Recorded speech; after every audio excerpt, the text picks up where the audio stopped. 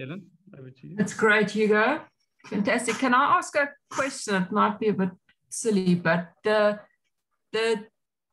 FBIS data that's pulled in is you're using the timestamp. So basically a particular geographic location at a particular sampling point, a date, and linking it to the hydrology at that exact same time, right on those graphs. And that's how you can say this species was present under this flow condition, but absent under that. Is that correct? Essentially, in simple terms. Perfect. Yeah.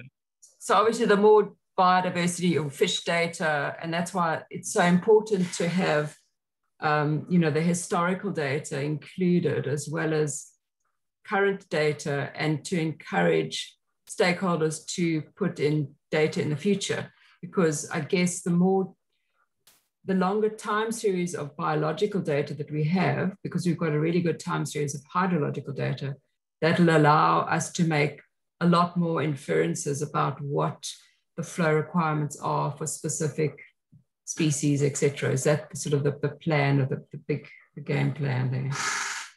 Yeah, I think so. And I mean, also that's why I used the example of the fish ladder there, because it's actually got such a nice lengthy time series. I can't remember, Robin mentioned whose PhD it was. Yeah. But Helen, I think like all of these things, it's as you said, it's making inferences, but the fish species in the Lowveld are fairly well understood in terms of sensitivity to changes in flow and water quality. So, working with that, and we can have an offline discussion maybe around this. Yeah, but I mean, presumably where the flow requirements of specific species, like I know, there's a lot known in the Lowveld, one could presumably include that in the future as a threshold, I guess. Is that sort of the plan, where there's knowledge, where knowledge is already known? But in the absence of knowledge, this provides a good first step in linking the biological data with the flow data, which is what's often been omitted. Perfect. Thank you. Okay, let's open it up for questions.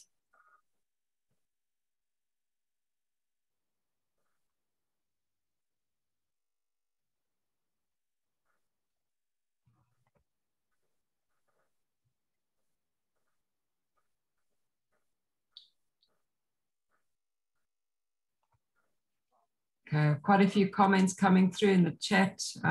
Great work. Lots of value, and unfortunately a few people had to leave. But at least, as you know, the YouTube video will be recorded on. I'd like to direct a question to Mike, if he's still around, just to get his comments. Mike has retired and is living in Cape Town now, and he popped into the office. So I invited him to join the seminar series, because he's obviously been instrumental in the early days of all sorts of things. So Mike, I mean, what is your feeling in terms of what they've done here, in terms of adding value to the water quality data? I think it's brilliant what they've done. I think it's the kind of thing that people have been looking for quite a while.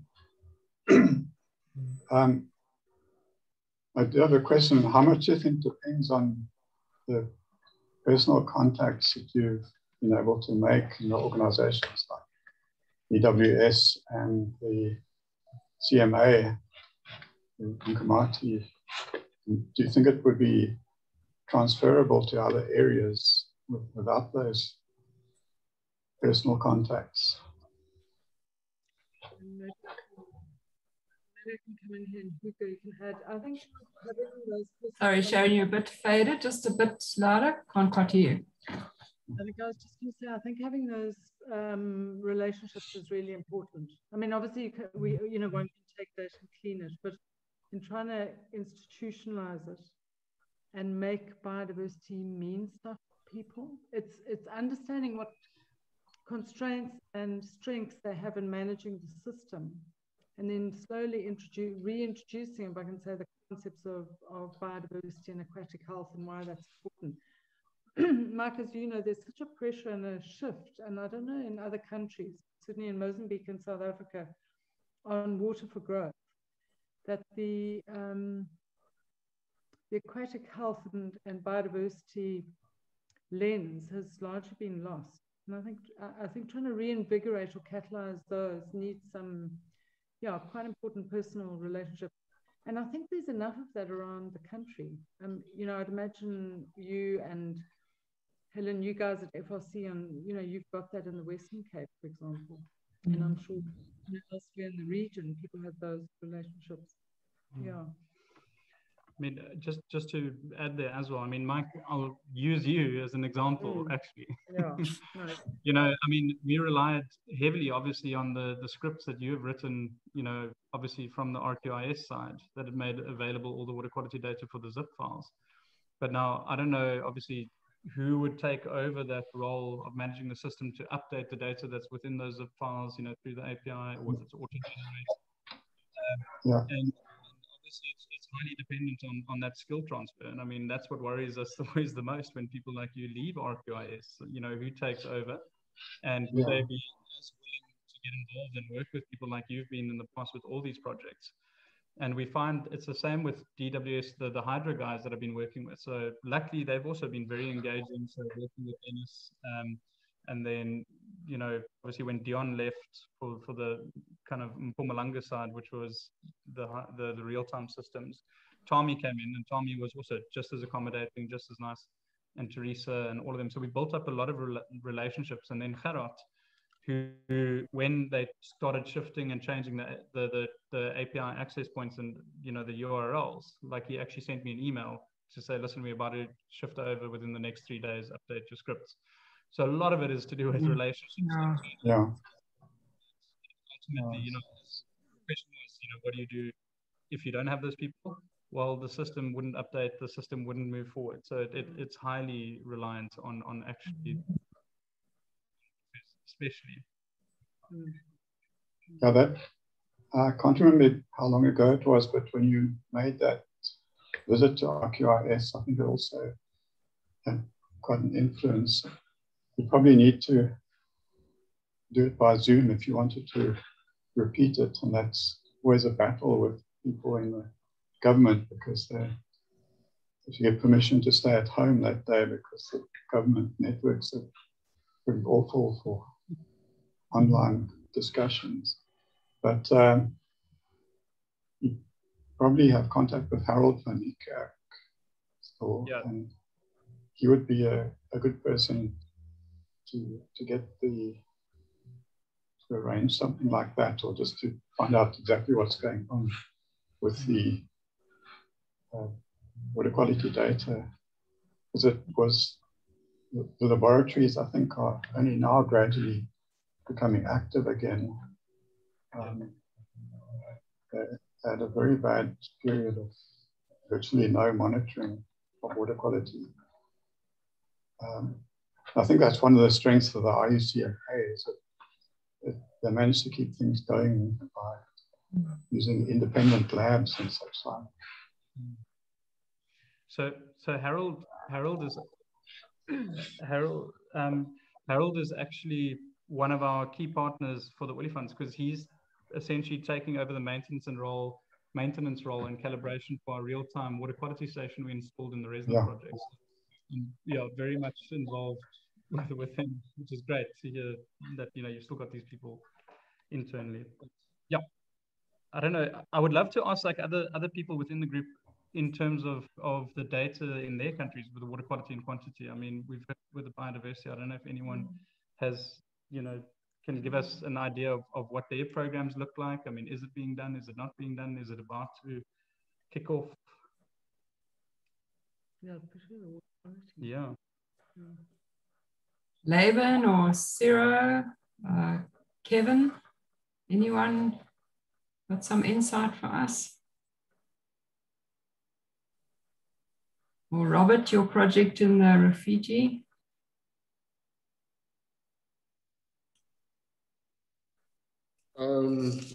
Thank you, Cheryl. Ellen?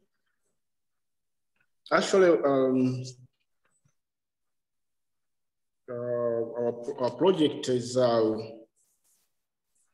based on digitizing the data, freshwater biodiversity data.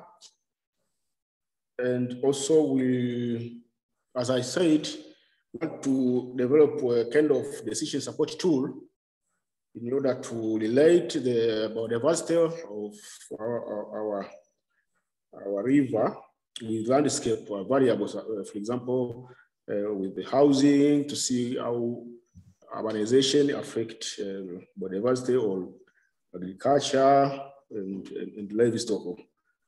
Actually, that is a component which is focusing on bioinformatics. Others is, we have some other objectives which will actually have training with the MSc, some students, and also, as I said, to publish data. And also we'll have a hub which will actually host data.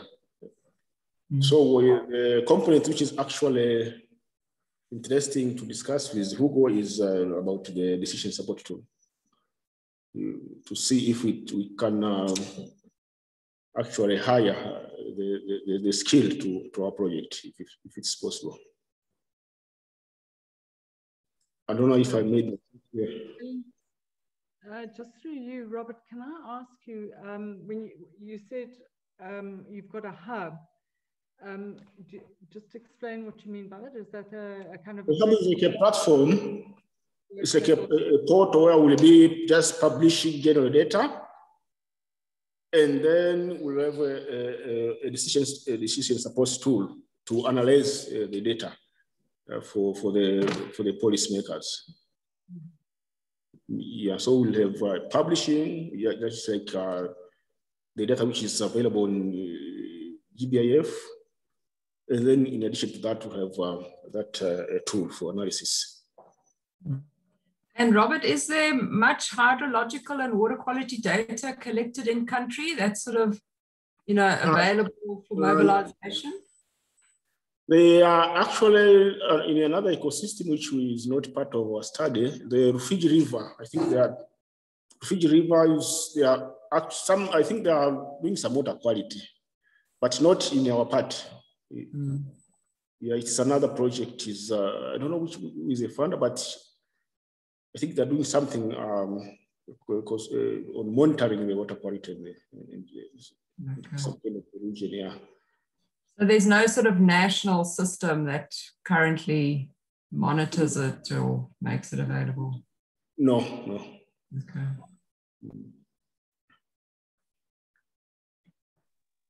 Yeah, I know when I did work up in the Pangani River Basin long ago, well, 2009-ish, I think that you might have the same systems like with your IUCMA, where you might have one basin catchment that's managed, you know, in a more holistic way. So Pangani would be one potentially. Southern Waters has done a lot of work up there.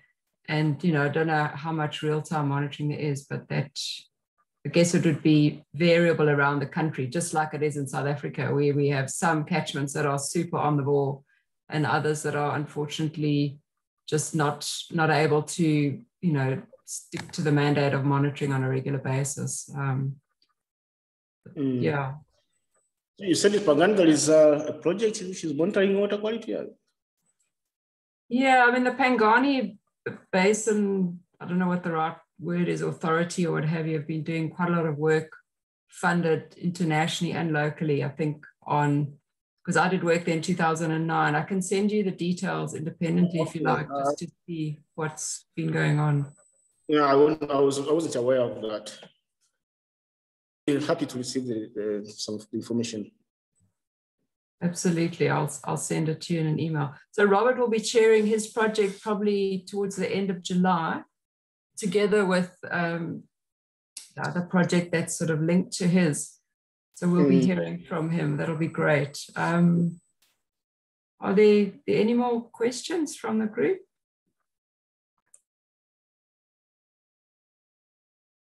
Jeremy.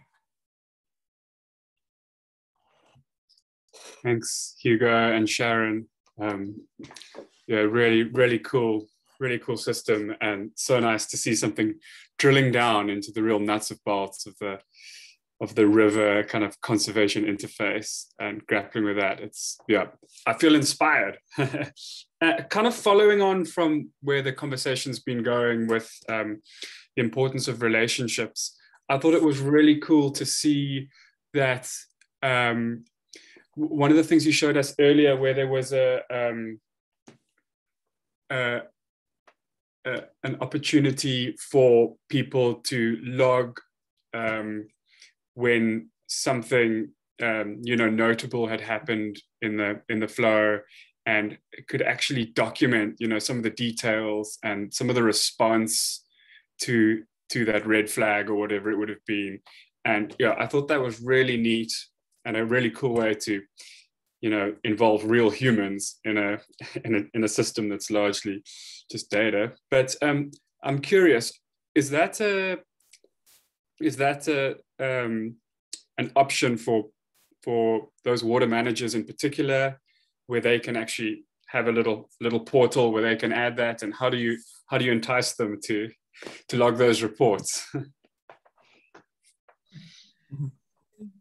Okay, and it's such a nice system, Jacques, and it was developed through the whole SAMS approach back in the days of the Kruger National Park Rivers program, when they were using strategic adaptive management. They still are, but then saying, we need to have this learning system. So that whole logging was developed as part of that. And then it's not actually, I think, part of Jacques' KPIs, his performance appraisal, but he, once these feedbacks start happening, and as the water technician and, the water resource manager sees actions being taken, it strengthens the whole system. Mm-hmm. So it's so much part of the culture now, and it's used for fire management. It's used for, the rhino poaching. It's used, it's used in all sorts of things. And the IUCMA has adopted a similar logging system. And I think it's exactly as you say, people suddenly feel like, gosh, I'm seeing what the action and response is.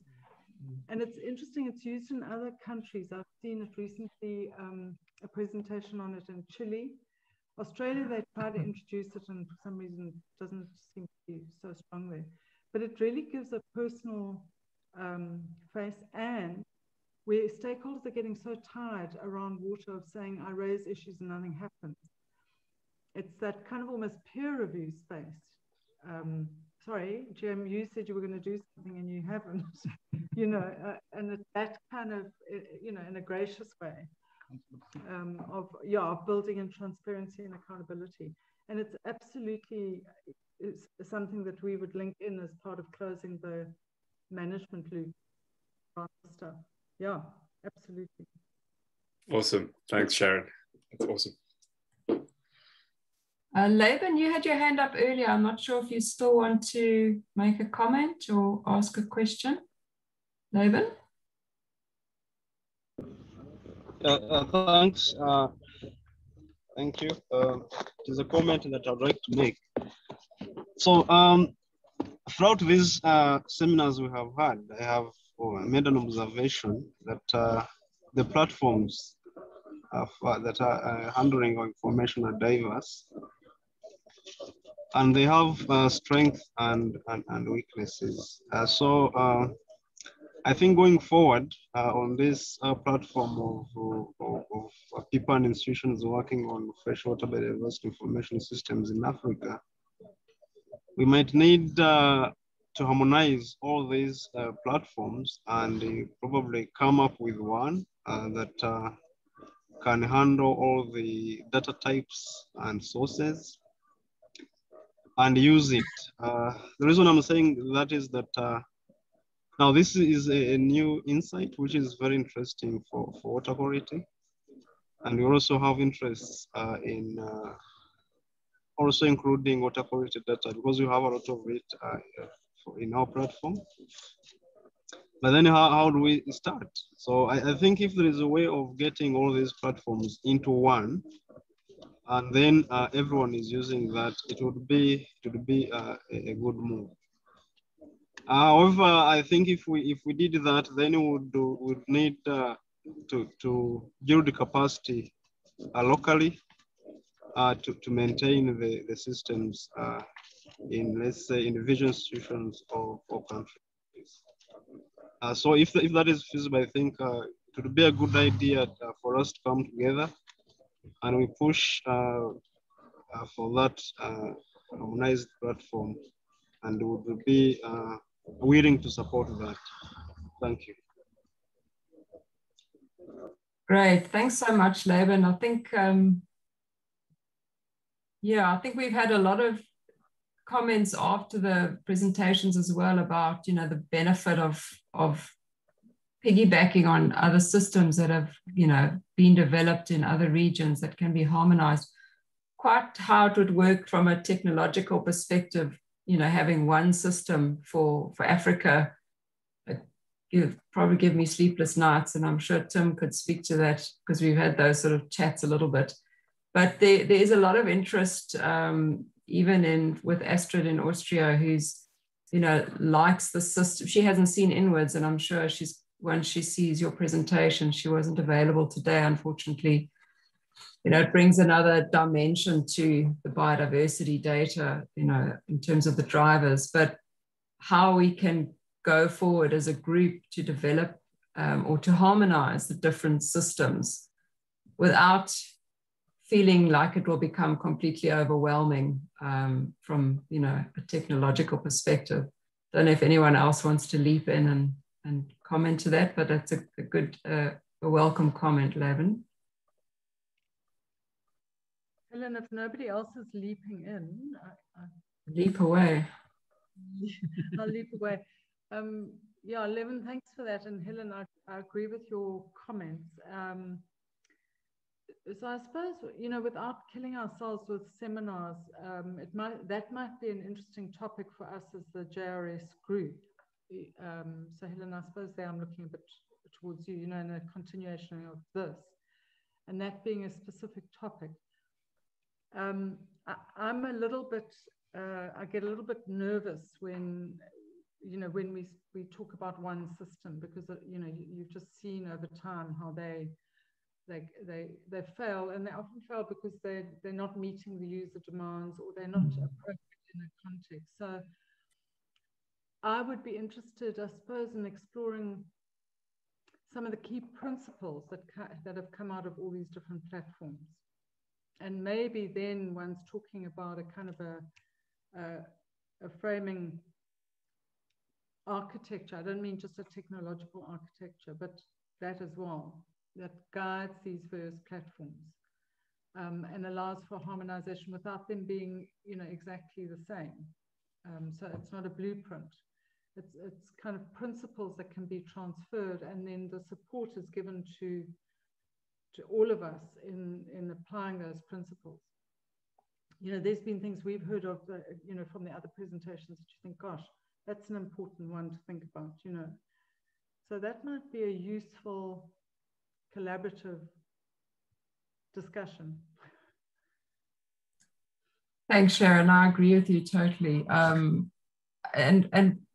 kind of our vision for the seminar series is, you know, once everyone has a project has had sort of an opportunity to share their project and get feedback and discussion, that we should then highlight specific topics. And I think that would be a very good session to have is, you know, how do you harmonize the systems without compromising the sort of the stakeholder and the user adoption of each system? Because I think it is really critical. And I know Don During, when he was still the ED at JRS, you know, stressed many times the importance of, you know, bringing your end users along on the journey right from the get-go, and that often systems that have been sort of foisted upon organizations or countries don't necessarily get the uptake because they haven't been part of the journey and haven't felt like, you know, that whole thing of taking ownership or not.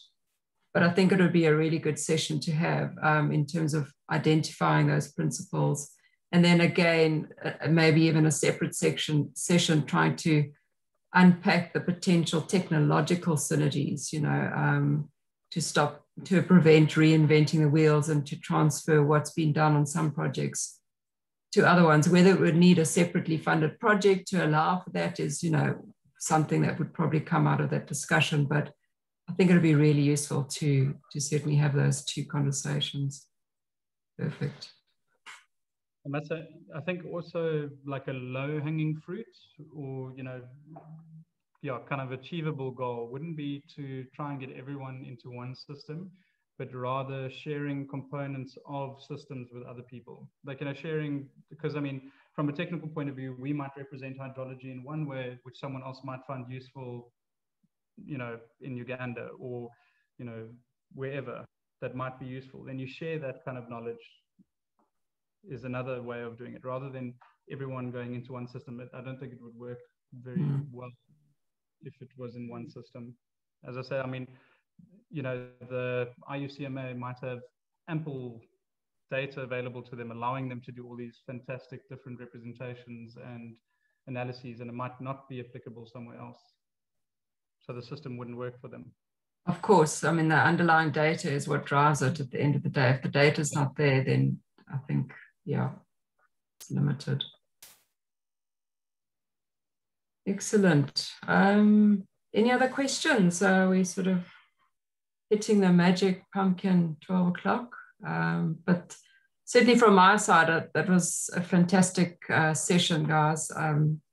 Thanks so much for putting together such a comprehensive and detailed presentation or session for us. And I think certainly between our two projects, we're going to do a lot more collaborating and learning from each other. The new FBIS one is also looking at a thermal module, which, Hugo, we've already chatted about a little bit. So it'll be with climate change and managing responses to climate change, heating water and less rainfall, lower discharge, obviously quite key from a biological perspective as well. So any last comments from Sharon, Hugo, before we move on? If you and Jim could stay online after that. Absolutely. Absolutely. Perfect. And then just to say, next week we're going to move to a very different type of project, and that's all about citizen science. And Prof. Les Underhill and two of his colleagues, Karis and Ryan Tippett, will be presenting on how you would bring citizen science in and then linking it to the Odonata map project that we've been working with them on at UCT. So thanks everybody for joining us. Another great session. And as always, these sessions are recorded, so we will share them with you after the fact, as well as Sharon and Hugo, if you wouldn't mind sending us a PDF, if you're okay with that we can also distribute to the group. So thanks everyone, and see you in 2 weeks. Perfect.